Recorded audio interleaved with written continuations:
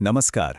आज का ये विश्लेषण उन सभी स्टूडेंट्स के लिए एक बहुत बड़ी केस स्टडी होने वाला है जो आगे चलकर कॉम्पिटिटिव एग्जाम्स की तैयारी करने वाले हैं। चर्चा का विषय है नीट 2024 एग्जाम, जिसके इंटेग्रिटी और कंट्रोवर्सी ने सभी का ध्यान खींचा है।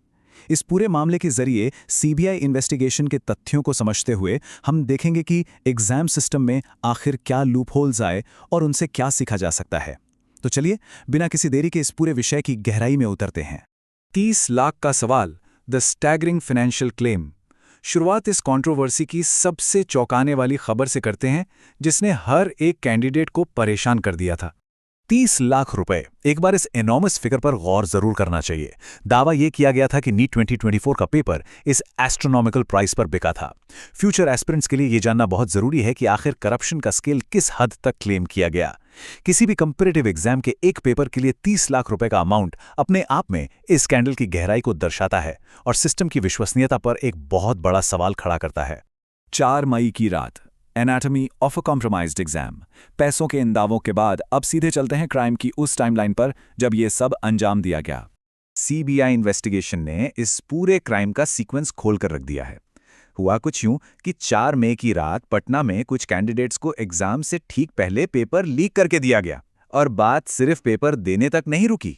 एग्जाम शुरू होने से कुछ ही घंटे पहले यानी प्री एग्जाम आवर्स में उन कैंडिडेट्स से सारे आंसर्स प्रॉपर्ली रटवा दिए गए। ये आगे आने वाले एग्जाम्स के लिए एक बहुत बड़ा लेसन है कि सिस्टम को बाईपास करने का ये कितना रैपिड और हाईली कैलकुलेटेड तरीका था जिसने हजारों ईमानदार छात्रों की मेहनत पर सवालिया निशान लगा दिया।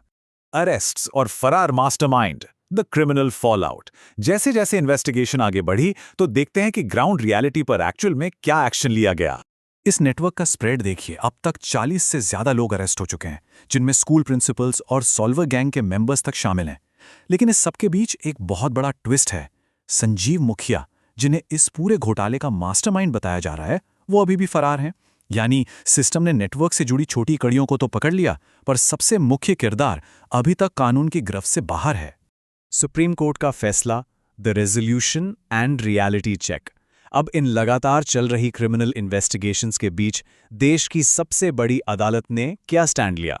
सुप्रीम कोर्ट ने फॉर्मली एक्सेप्ट तो किया कि पेपर लीक जरूर हुआ था, लेकिन फाइनल फैसला ये आया कि क्योंकि इस लीक का असर व्यापक रूप से यानी पूरे देश के एग्जाम पर नहीं पड़ा, इसलिए रीनीट यानी दोबारा परीक्षा कंडक्ट नहीं की जाएगी। ये एक बेहद ही न्यूआंस्ड वर्डिक्ट है। अदालत ने स्ट्रिक्टली ये माना कि क्राइम हुआ है, पर क्योंकि इसका दायरा पटना जैसे कुछ सीमित इलाकों तक ही था, इसलिए पूरे एग्जाम की पवित्रता को भंग नहीं माना गया। आने वाले एग्जाम्स के लिए ये क्लियरली एक बहुत बड़ा प्रेसिडेंट सेट करता है। हालांकि रीनीड ना होने का फैसला लागू हो चुका है, पर एक सीरियस रियलिटी चेक अभी भी बाकी है, और वो ये है कि सीबीआई की जांच अभी रुकी नहीं है। मास्टरमाइंड संजीव मुखिया की तलाश और इस नेटवर्क की आखिरी कड़ी तक पहुंचने का काम लगातार जारी है। भले ही कानूनी रूप से एग्जाम वैलिड मान लिया गया हो, लेकिन क्रिमिनल इन्वेस्टिगेशन अपने अंजाम तक अभी नहीं पहुंची है। तो इस पूरे विश्लेषण, 30 लाख के उस दावे, पटना की रात और सुप्रीम कोर्ट के अल्टीमेट रियलिटी चेक के बाद सवाल ये उठता है, क्या रीनीट होना चाहिए था या नहीं? फ्यूचर एस्पिरेंट्स और देश के एजुकेशन सिस्टम के लिए ये बेहद गंभीर मुद्दा है जिस पर खुलकर चर्चा होनी जरूरी है। नीचे कमेंट्स में येस, नो या फिर स्कैम टाइप करके आने वाले पार्ट 2 विश्लेषण की मांग दर्ज की जा सकती है, जहां इस इन्वेस्टिगेशन के नए पन्नों को समझा जाएगा। ये डिस्कशन बिल्कुल रुकनी नहीं चाहिए।